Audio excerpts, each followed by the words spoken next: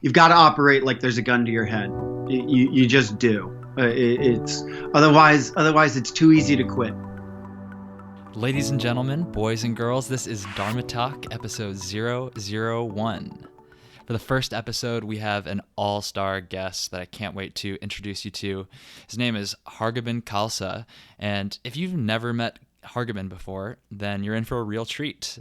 And if you have met him before, then you already know that he is always full of colorful stories. I feel like it doesn't matter how long you've known him. If you feel like you understand Hargobind, that's when he pulls out this crazy story, telling you about some aspect of his past that you didn't even have any idea about. So that aspect of his personality definitely shined through in this interview. We talk about a lot of different things. We talk about being spread across 2 different countries, running 4 different businesses.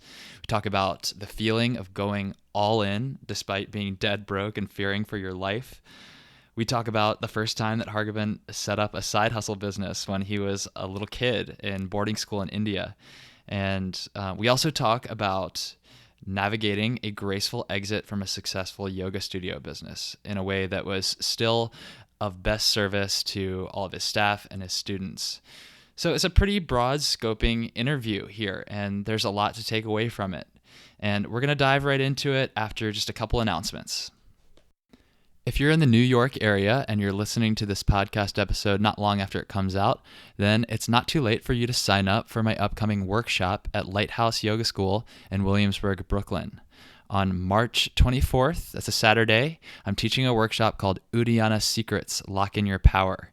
And it's going to be all about how to use Uddiyana Bandha and Uddiyana Kriya to create lightness in your body and stability in your poses. And also how to feel more connected to your sense of self so that you don't have any self-doubt and you can be unapologetically you. Get the information there and sign up at henrywins.com/events. California yogis, I'm coming your way. On April 22nd, my wife Veronica Lambo and I will be teaching a joint workshop at Raw Yoga, the Costa Mesa location, and it's called Scorpion Hour, Invert Your Backbend. The scorpions are my absolute favorite family of poses because they combine all the therapeutic benefit of backbending with inversions. So this is going to be a very fun workshop. You don't need to be a pro. You don't need to already have a handstand or anything like that. Come check it out. The event details are at henrywins.com/events. What's your purpose? What's your vision? What mark will you leave on this planet long after you're gone? I'm Henry Winslow, and you're listening to Dharma Talk, the only podcast where I interview inspirational yogis on how they're changing the world in their own unique ways. Whether you're still searching for your purpose or already walking the path, I hope these stories get you excited to live your Dharma. Hello, podcast listeners, yogis, Dharma talkers. Not really sure what to call you guys yet, but here we are for episode number 1. I'm so excited to introduce our first guest, Mr. Hargobind Khalsa. Hargobind is the co-founder of Pure Om Hot Yoga Studios, which were recently sold to YogaWorks, Casa Om, which is a thriving retreat center in Mexico, and the One Fire Hot Yoga Festival, as well as the inspirational Satnam Fest. When he was 12, Hargobind's parents, who were devotees of the Indian master Yogi Bhajan, sent him to India to learn meditation, yoga, and Sikh religious practices. With his light skin, curly hair, and sloppy turban, he always felt a little out of place in America. And in India, he was even more unusual. But more defining than anything, he was poor with angst for something more. And that's what led him to start his first business out of a trunk at boarding school. But we'll dig more into that a little bit later. Hargobind, welcome to the show. How you doing? Great, man. Thanks for having me. Awesome. You know, before we dig into that story, I always want to start out these interviews by asking one question, which is really central to the theme of this podcast, and that is, what does the word Dharma mean to you? You know, it's so interesting that you picked me on this, and this is your topic, because I've actually been thinking about it probably more recently than ever, and really getting clear about what my path is and what really my contribution to this planet is going to be, and really finding that clarity and that focus is a real power, and it's a real place of strength. That the more clearly I've been able to answer that question for myself, the more impactful the things that I'm doing have become, at least to me. And where I'm currently at with that concept of Dharma is that it's a very powerful tool, and it's a really important thing for me to be focused on, almost on a daily basis. That we're given this certain amount of time here on this planet, and spending it focused on refining the most important aspects of our life become the most meaningful moments of our lives. And for whatever reason, maybe because I just had a daughter, or for various reasons, it's just been on my mind a lot that I want to spend the majority of my waking hours, and maybe even my sleeping hours, really focused on what's my purpose. Am I living to that purpose, and do I like this path that I'm on? So it's really timely that you reached out to me on this, because I've been thinking about it a lot. That's so true, that time is really the only limited resource. Everything else is renewable. So what you do with that time is so important. But I really like what you said about understanding your Dharma being empowering, because I don't always think of it that way. And to do so, to think of it as an empowerment tool, really makes you prioritize that clarity. So, you've been through a lot of changes in your life. You've changed scenarios. You've been from America to India, and you've been through clearly a lot of different business concepts, some of which you're still with, some of which you're not. What would you say today your Dharma is, your understanding of it, at least today? Maybe I would say 6 months ago or so, it got clear to me that I really want to be a healer, and that I really want these different yoga practices, or these different businesses, or these different festivals or hotels or studios to be places that create healing in people's lives. And to draw it down to such a singular word and a simple word as like, I want to be a healer, and I want to use my skill as a businessman, and I want to use my skills as a hustler to really create healing in the world. Awesome. I want to shift gears a little bit and move over to your personal yoga practice, because, we're going to have a lot of different types of guests on this show. Everyone's going to have their own purpose and their own vision and articulation of that purpose too. But one thing that's going to join everyone together, the common thread, is that everyone has a yoga practice. So what does your personal yoga practice look like, and how would you say that it has supported you on your path and the evolution of your understanding of your Dharma?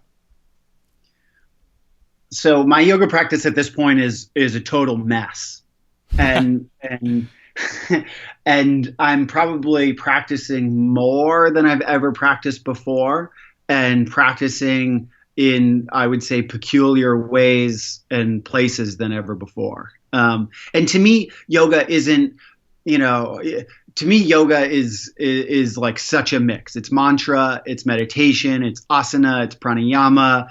It's gymnastics, it's the way you approach movement.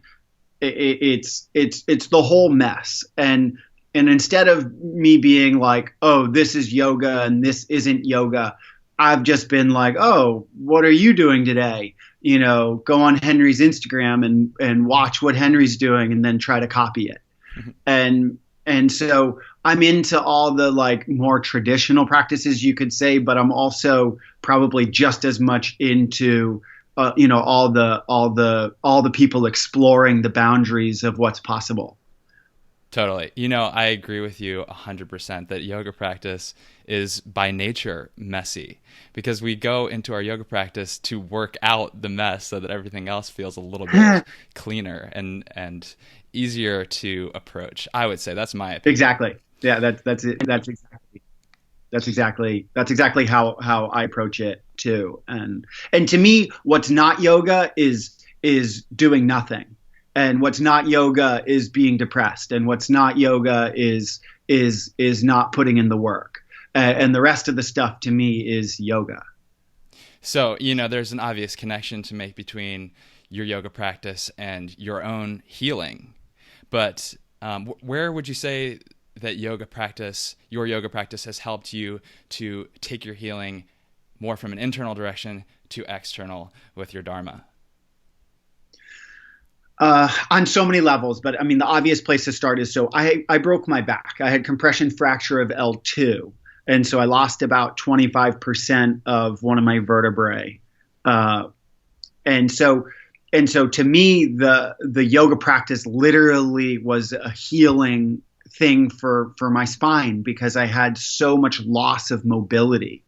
And it was also, frankly, it was a way to deal with all the adolescent anger and rage and craziness that happens. And why stop at adolescence? All the craziness that's part of our kind of normal human existence. So to me, it was very much a physical system to repair and heal. And at the same time, I was always drawn to the mantras. I was always drawn to the chanting. I was always drawn to the devotional side of it, because that really gave me a system to, I would say, refine my mind. And so I think that those basic philosophies, those kind of approaches can very much carry into your organization, to your way you do business, to the way that you handle yourself. So I've just used it on so many levels to connect both healing and then also, the path of life. For sure. Can you pinpoint an exact moment in your history or your personal stories where something clicked? Like there was a moment where you realized, okay, I'm a healer. No, something about like the framing of that. It was kind of like there was a click where a moment I was like, I want to be a healer. Sure. Yeah. And what was that? I mean, it was a long time coming, but I think sometime, 6 months ago, I was just having, just a moment of clarity where I was like, why am I doing all of this? Why am I working so hard? At the time, we had the 2 studios in America, we had the festival going, and then we had, Casa Om in Mexico. So we were kind of spread amongst, 4 different solid businesses in 2 different countries, in 2 different languages, and running around like a crazy person. And at that point, it was just like, why am I doing this?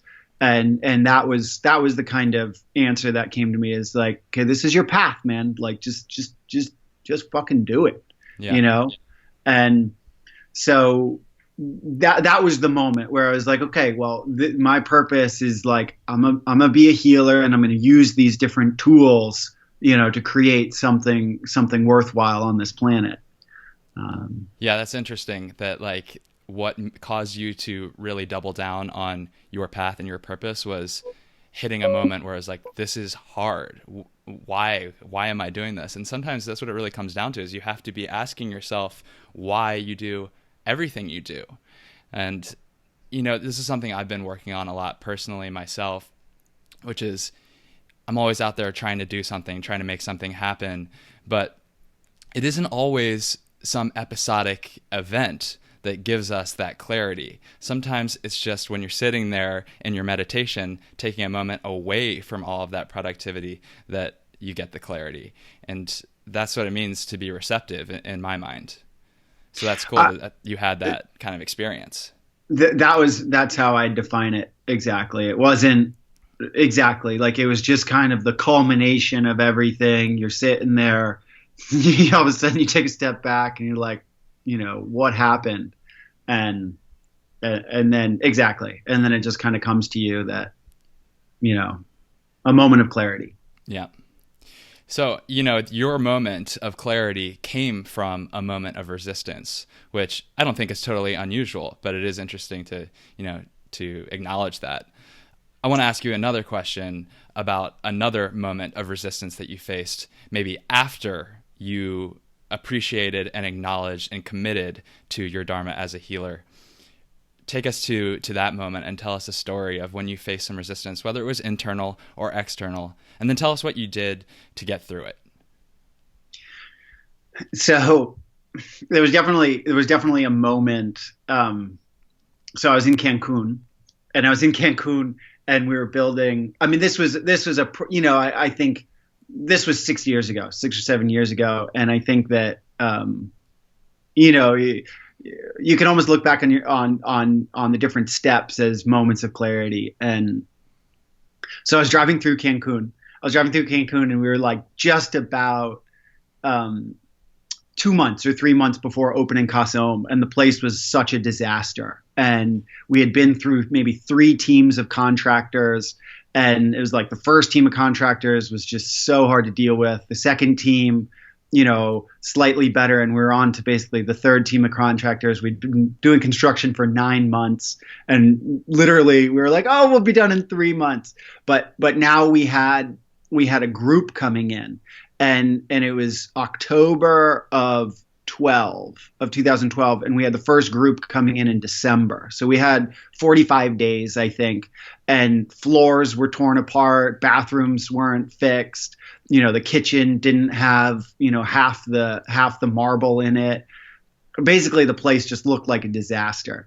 And at the same time, I was totally broke, and I was like completely out of money. And I'm driving through Cancun, and I'm with my plumber and his cousin, who helped with a lot of the concrete. And these guys point over to this building, this like low income housing project that they had worked on. And they're like, you see the owner from that building over there? He didn't pay his workers because he ran out of money, and he ended up dead. And then these guys all just start laughing. Like, and I'm sitting there. Just saying. And like my face like goes white. I'm just like, and they like see this, and they're like joking with me, and they're just like, no, it's okay, we're gonna look after you. But it was definitely like kind of one of those moments where I was like, this project is literally gonna kill me. Yeah, that sounds a little mafia like. And so it was just one of those moments where it was like, when you're going to do these projects, you better get all in. And it's, if you're going to try to pull, these things off, go all in. And it was definitely one of those moments where I was like, I'm all in on this project. I'm going to figure it out. Maybe I'm going to end up like the other guy, but we're going to go do this. Yeah. I mean, what I take away from that story is you need to make it feel like life or death sometimes to really get through those big barriers and obstacles. Otherwise, it's easier to just walk away. But when the stakes are that high, there's nothing you can do but make success happen. But that's exactly it. It's gun. You've got to operate like there's a gun to your head. You just do. It's otherwise it's too easy to quit. Too easy to quit. Yeah. Well, it hasn't always been that crazy for you with your businesses. You started at a very early age. I know you had a really funny story about your first business, your first entrepreneurial pursuit back in boarding school in India. You want to tell us that story to bring the spirits back up a little bit? Sure. So this is kind of in hindsight, but one of my so when I was maybe 13 or 14.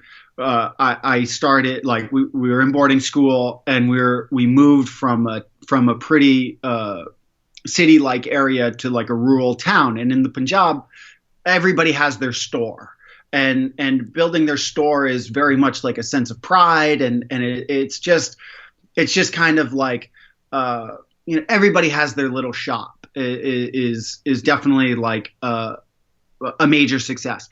And so when I went to school there, I became good friends with a lot of the shopkeepers where I first went to school, and I kind of bought into this idea that it would be really cool to have your own little store.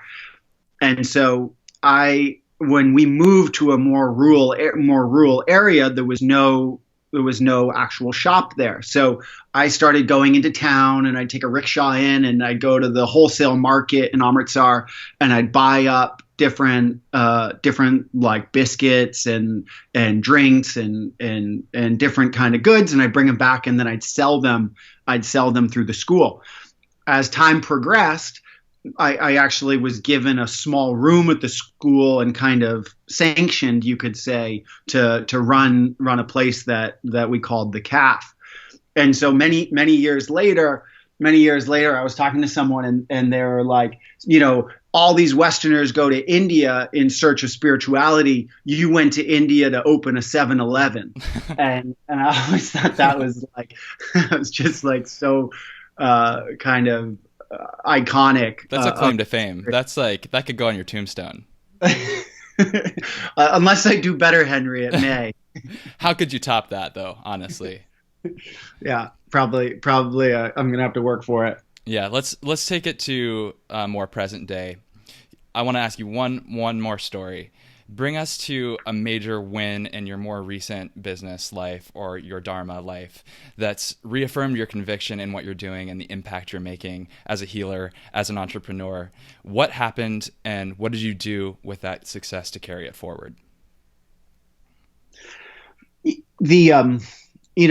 So recently we sold our 2 studios to YogaWorks, and that was bittersweet. And it was bittersweet because I was just ready to be done with the management of yoga studios. I'm having so much fun with my practice. I'm having so much fun teaching, and I was just basically over it on the day-to-day administration of running a yoga studio. And we had 54 people between teachers and staff on the payroll. And so it kind of is too big really to be your normal yoga studio, and really too small for it to grow into something else. So I was looking for a really graceful exit and a way for me to kind of hand off what we've built, which really started out with my wife building, and I was more kind of behind the scenes. But then more recently, it's really been both of us hand in hand. So for the 2 of us, to kind of create some family space and create a little bit more flexibility in our lives, that how can we put together a deal that would be a win for the buyer, a win for our students and teachers, and a win for us. And that seemed like a pretty tall order. Most yoga studios that close, it ends up being like, you shut it down, turn off the lights, and then head for the hills and hope that your students don't chase you down and, try to get their 10 packs back. Mm-hmm. Yeah. So I didn't want to go out like that. And I think being very mindful of like, what is our ideal exit strategy? And the businessman in me really was excited to do a deal with a publicly traded company, because that is, I think, a very it's a very big accomplishment. Like, literally, the contract that we created with them was over 1,000 pages long, and that's not something to be proud of. That your contract is 1,000 pages long. It's a metric. It's a metric. It's a metric, but it is something to be proud of, that we could be that diligent and we could be that organized, and really, I think as business people that we can operate on a very high level of professionalism, and that I actually really think the yoga world needs more of is that high level of professionalism. And so I was very happy that all of our teachers got hired, all of our staff got hired. I think they got a very good deal in what they got. I think we got a great deal, and really, it is a change. Not everybody is going to be super stoked about that, but in terms of all of the key metrics that I was looking for, in terms of keeping people together, keeping the studios open, taking care of all of our teachers and staff, setting our family up and ourselves up in a good way, and also, giving YogaWorks a phenomenal deal, to me just was a winner on all the levels. So Yeah, that that is. was reaffirming. That was reaffirming that, we could have a vision, we could pursue it for a whole year or so, make it happen. I think, it's obviously things are changing, but to me, I felt like we accomplished all of our major objectives in the process. That's a huge win, and you're absolutely right that it's that level of professionalism is something that generally I think is missing in the yoga industry or yoga world. I think a lot of people look at yoga as this method of renunciation of business, but ultimately, I mean, you just showed a case in point that treating your yoga business with professionalism ultimately brought a better experience trickled down to your students, your clients, and that's what this is really all about. It's about service. So major props to you on that. Congratulations. Thanks, man. So, let's, we've got one more question, then we'll move into what I'm going to call the prana round. But this last question is, apart from getting your message out on this podcast today, what are you doing to live your Dharma today? So, personal practice, obviously huge. The festival, the one fire is hugely important to me, and really, I think is a very powerful and healing experience for people, and just putting the energy into that, and really just holding the space for it, because that concept was just a space holding concept where, okay, let's put together a hot yoga festival. There's no such thing as a hot yoga festival. There's no such thing as an event dedicated to bringing together people who practice Bikram yoga, or people who have been inspired by Bikram yoga, or people that just call themselves hot yoga studios. There's no gathering place. There's no gathering place for these people. And so to me, I was like, okay, let's just hold the space for this to happen. And I'm totally not attached to it, but I just want to hold that space for people to get together as long as that's important, and really show them a good time, and really show them just all the positive sides of yoga that have really inspired me and helped me and been part of my life. So I'm super stoked about that concept.